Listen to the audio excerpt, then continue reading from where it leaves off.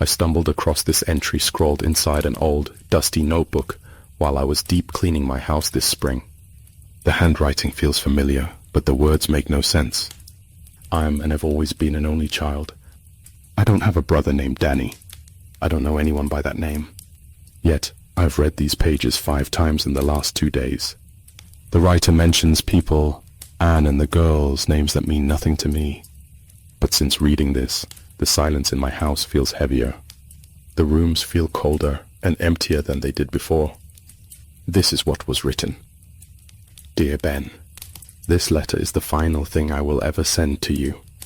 Honestly, I don't know if you will even recognize my name by the time you hold this paper. For your sake, I hope I'm a stranger to you. But for my sake, and for the sake of everything that has been stolen from me, I need to write this down. I need to tell you the story of a life you were once a part of, a life that, according to the world, never happened. I have to tell you how I disappeared. I can't pinpoint exactly when the erasure began. It's impossible to know how much of my existence dissolved right under my nose before I caught on. I don't know how long it has been feeding. The first thread unraveled 4 nights ago. It seems like less than a week, but it feels like a lifetime. Back then, I had everything. I had just landed that IT job right out of college. Grace and I had finally escaped that cramped 1-bedroom apartment and bought the house in Cyprus. Wyatt had his own nursery just after turning 1, a luxury you and I had to wait 15 years to get growing up. Grace finally left her retail job to stay home with the baby, something she earned after supporting me through my degree. You were there that weekend. You, Anne, and your girls helped us move in. I remember sitting on the back patio, planning fall barbecues and football watch parties. The future looked bright, but that was a different reality than the nightmare I'm in now. It started late Tuesday, just after 9 p.m. Grace had gone to the bedroom to start the nightly battle of rocking Wyatt to sleep. I decided to drive back to our old apartment complex to grab the final load of boxes. Most of our life was already piled in the new living room, but there were about 2 carloads left at the old place. I slipped out quietly to avoid waking the baby. I made it to the car and started the engine, but halfway down the street, I realized I'd made a mistake. I didn't have the keys to the old apartment. I drove back, annoyed. It was a 20-minute drive, and I didn't want to waste the trip. I crept back into the house through the garage. The kitchen was dark, lit only by the headlights of my car shining through the open door. I looked at the key hook by the pantry where I always left the spares. They were gone. I sighed. We only had 1 set because Wyatt was obsessed with them. Even though we bought him plastic toy keys, he only wanted the jingling metal of the real thing. I figured Grace must have moved them. I didn't want to disturb her while she was singing lullabies, so I used my phone's flashlight to search the kitchen drawers. Nothing. I moved to the living room, scanning the floor around the sea of boxes. I turned to head back out to turn off the car, and my foot caught on a heavy crate. I went down hard, crashing into a box of dishes. The sound was like a bomb going off. For a second, there was silence. I prayed Wyatt wouldn't wake up. Then the screaming started. Wyatt began to wail, and Spot, our dog, joined in with a howling bark. The lights flickered on. Grace stood there, looking concerned until she saw the broken plates. I asked her about the keys. She hadn't seen them. I didn't want to argue, so I apologized, kissed them both, and went back to the car. I searched the vehicle thoroughly, but the keys weren't there. My phone buzzed. It was a text from Grace. If you can't find them, try asking Michael. He let me in last year when you accidentally took the keys to work. Michael? I replied. The security guard. It was worth a try. I drove the 20 minutes to our old complex. The guard shack was occupied by an older man, late 50s, feet up on the desk, watching a horror movie on his phone at full volume. It took me banging on the glass to wake him. He slid the window open, looking annoyed. His name tag read Michael. Valid ID and unit number? He said, bored. Unit 322? I replied, handing him my license. He typed on his ancient keyboard for a moment, then stopped. He frowned, looking from the screen to my ID and back. You sure? 322? Positive I lived there for 3 years. He shook his head. I'm not seeing a Daniel Ward in the system, and there is no one listed in Unit 322. My stomach tightened. They probably scrubbed us because we're moving out. I just have a few boxes left. Let me in and I'll be out of your hair. Not without proof of residence. Check my parking pass. I said, reaching for my rear-view mirror. My hand grabbed empty air. The pass was gone. I was getting desperate. Grace Ward, my wife? You let her in last year? Does that ring a bell?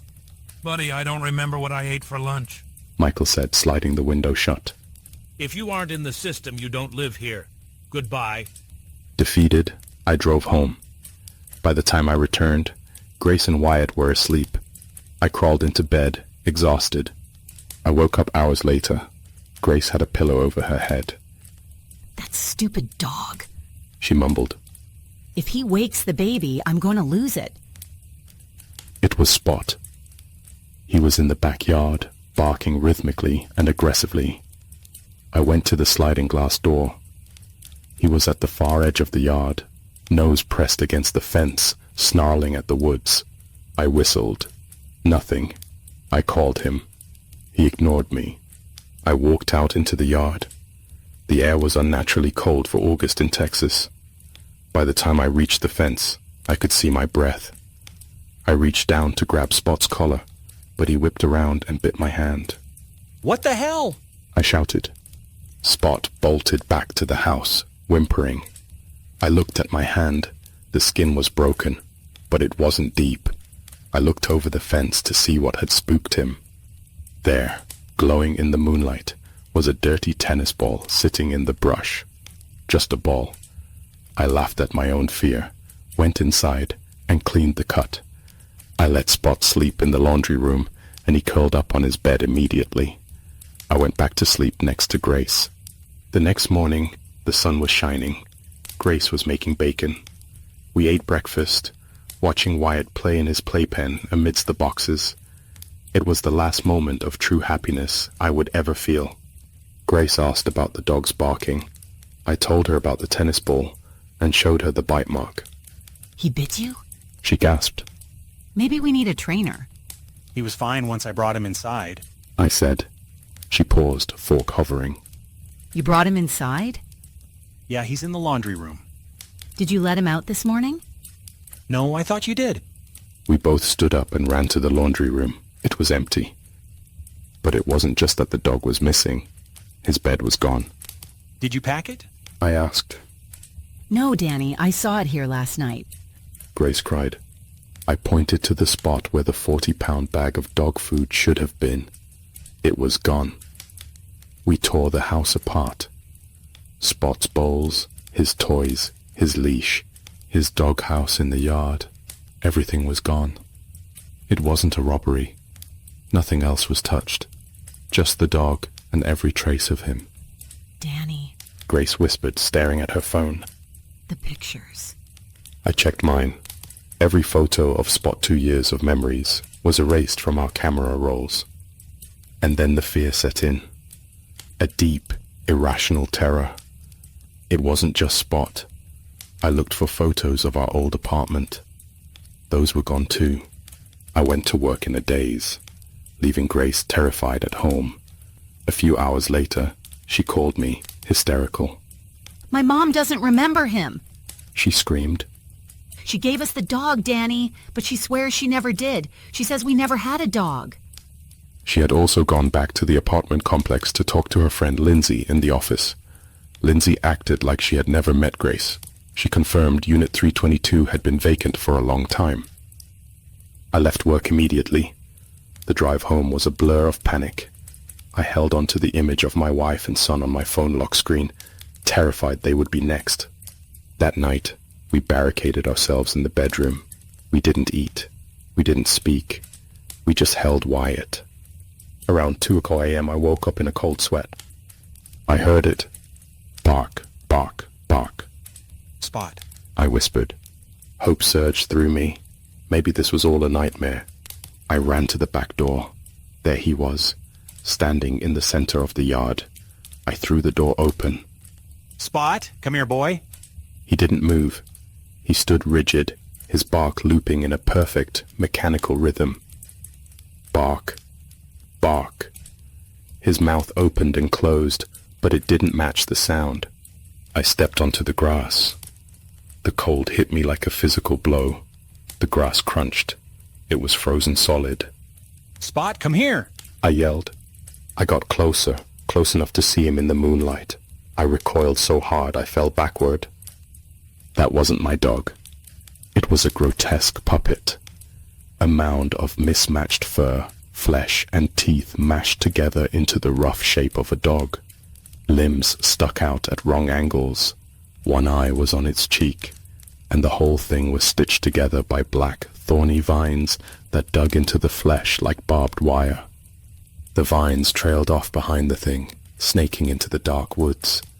The barking wasn't coming from the dog, it was coming from the trees. The puppet whimpered. Its single eye rolled toward me. I felt a sudden, violent urge to touch it. Without thinking, I reached out and grabbed one of the black vines. Pain seared my hand. Cold, burning pain. The puppet lunged, snapping its jaws. I scrambled back, barely dodging the teeth, and sprinted for the house. I slammed the door and locked it. I showed Grace my hand. A massive blister had formed across my palm. Frostbite. We stayed up all night with the lights on. The next morning I called you. I needed someone, anyone, to verify my reality. You came over. I asked you if you remembered helping us move. You said yes. So you remember the apartment, Spot? You looked at me with that same blank stare the security guard had given me. Danny, I don't know what you're talking about. I've never been to your apartment. And you don't have a dog. I begged you. I told you everything. The missing keys, the disappearing photos, the monster in the yard. You thought I was having a breakdown. You asked if this was a prank. Look at my hand. I shouted, showing you the frostbite. How did I get this in August? You admitted it was weird, but you wouldn't believe me. I was desperate. Just pretend it's true, Ben. Help us. I'm worried about Grace. I'm worried about Wyatt. Your face changed. You looked confused. Who is Wyatt? Grace screamed from the hallway. I ran to the nursery. The room was empty. The crib was gone. The toys were gone. Our son was gone. I stared at the empty room. The walls were no longer the soft blue we had painted them. They were beige. The crib, the changing table, the mountains of diapers, all gone. In their place stood a generic guest bed and a dusty exercise bike I hadn't seen in years. I turned on you, Ben. I grabbed my phone, my fingers trembling so hard I almost dropped it. You don't believe me? I screamed. I have pictures. Thousands of pictures of him. I frantically opened my gallery and shoved the screen in your face. Look at him. But as I looked at the screen, the air left my lungs. It was a photo from our trip to the zoo last month. In my memory, I was holding Wyatt, pointing at the elephants. In the photo, my arms were empty, hanging awkwardly at my sides. Grace was standing next to me, smiling. But her eyes weren't looking at a baby. They were looking at nothing. I swiped. Christmas morning.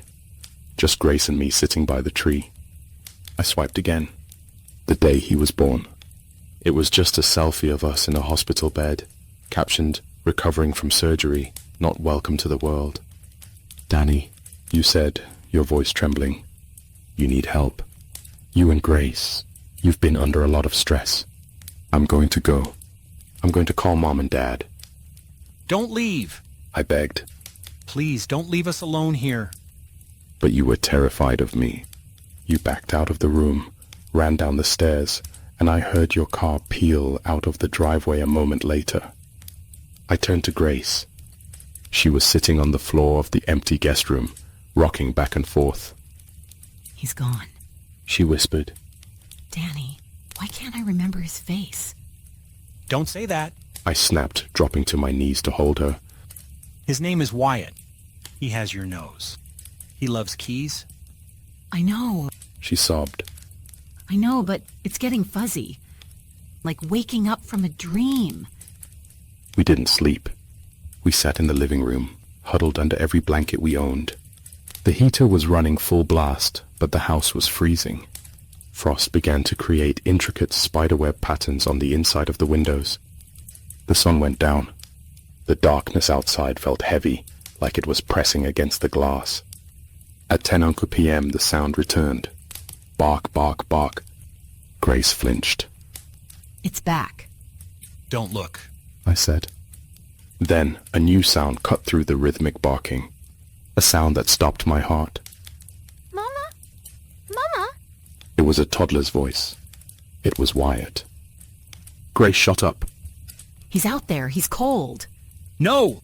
I tackled her as she lunged for the back door. Grace, listen to me. That isn't him. Wyatt is gone. That thing is trying to trick you. Let me go. She shrieked, clawing at my face. That's my baby. She broke free. She unlocked the door and threw it open. The cold wind howled into the living room, instantly freezing the sweat on my skin. Grace ran into the yard. Wyatt! She cried. I ran after her. In the moonlight, I saw it. It wasn't the dog this time. Standing near the tree line was a small, pale shape. It looked like a child, but wrong. The limbs were too long, like twisted branches. The head was oversized and flopped loosely on a neck that couldn't support it. And the vines, those black, thorny vines, were wrapped around its torso, puppeteering its movements. "Mama!" the thing gargled. The voice didn't come from its mouth. It came from the trees behind it. Grace, stop. I screamed. She didn't listen. She reached out toward the figure. As soon as her fingers brushed the black vines, she froze. She didn't scream. She just went rigid. The vines lashed out, wrapping around her wrists, her waist, her neck. They pulled. She was dragged backward with impossible speed, sliding across the frozen grass toward the dark woods. Danny! She finally screamed, her eyes locking onto mine. I lunged for her. I grabbed her ankle. The cold burned my hands, that same frostbite pain. I pulled with everything I had, but the strength of the thing in the woods was immense. I felt my grip slipping. I love you! She shouted. And then she was gone, yanked into the brush. The child puppet collapsed into a pile of dead leaves and sticks. Silence fell over the yard. I ran into the woods. I searched for hours until my hands were numb and my voice was gone. I found nothing. No footprints, no broken branches, just the cold. I woke up the next morning in the grass. I stumbled back inside. Grace? I croaked. The house was silent. I walked to the bedroom. Her clothes were gone. Her makeup was gone from the bathroom counter. Her toothbrush was missing. I ran to the living room and grabbed my phone. I dialed your number, Ben. Ben, she's gone. Grace is gone. The thing took her. There was a long silence on the other end. "Who is Grace?" you asked. I hung up. I checked the photos again. The wedding photos were just me, standing alone in a suit, looking awkward. The selfie in the hospital was gone entirely. I called work. They asked who I was. They said they had no record of a Daniel Ward. I called Mom. She answered sweetly. "Hi, honey. How are things?" Mom? I cried. Grace is gone. Wyatt is gone. Everyone is forgetting them. "Danny, She said, her voice confused. are you feeling okay? You've always been a bit of a loner, but who are Grace and Wyatt?" I hung up. I am a stranger in my own life. The cold is inside the house now. I can see my breath in the living room. My fingers are turning black from the frostbite, but I don't feel the pain anymore. I hear the barking. It's at the front door now. And I hear Grace's voice. She's calling my name. She sounds so sweet, so welcoming. I know what happens next. I'm going to open the door. I have to. I can't live in a world where I'm the only one who remembers them. I'm writing this in my old college notebook, the only thing that seems to have remained untouched. I'm going to hide it in the vent in the hallway. Maybe, just maybe, the erasure won't find it there. If you are reading this, Ben, please, don't look for me. Don't look for them. Burn this letter. Forget you ever had a brother. Because if you remember me, it will come for you next. Goodbye. Danny. I set the notebook down on my kitchen table. My hands were shaking so hard I had to clasp them together to stop it. It was insane. A fiction. A prank. I picked up my phone and dialed my mother. Hello? Mom, I said, my voice sounding foreign to my own ears. This is going to sound crazy, but did I ever have a brother named Daniel? She laughed. Ben, have you been watching those scary movies again? You're my one and only. Always have been. I hung up. I wanted to believe her. I wanted to throw the notebook in the trash and forget the name Daniel Ward. I walked into the living room. I looked at the mantelpiece, at the framed photo of our family trip to Disney World when I was 10. I've looked at this photo 1,000 times, but today it looked different. In the picture, I was sitting on a bench eating an ice cream cone, but I was sitting on the far right edge of the bench. There was a large, awkward, empty space to my left, enough room for another boy. And on the ground, in that empty space, was the faint, blurry image of a shadow stretching toward me. A chill ran down my spine. The temperature in the living room plummeted. I could see my breath. I backed away from the photo. And then, from my own backyard, I heard it. Clear as day, mechanical, rhythmic. Bark, bark, bark. And rolling out of the shadows of my hallway, coming to a stop at my feet, was a dirty, old tennis ball.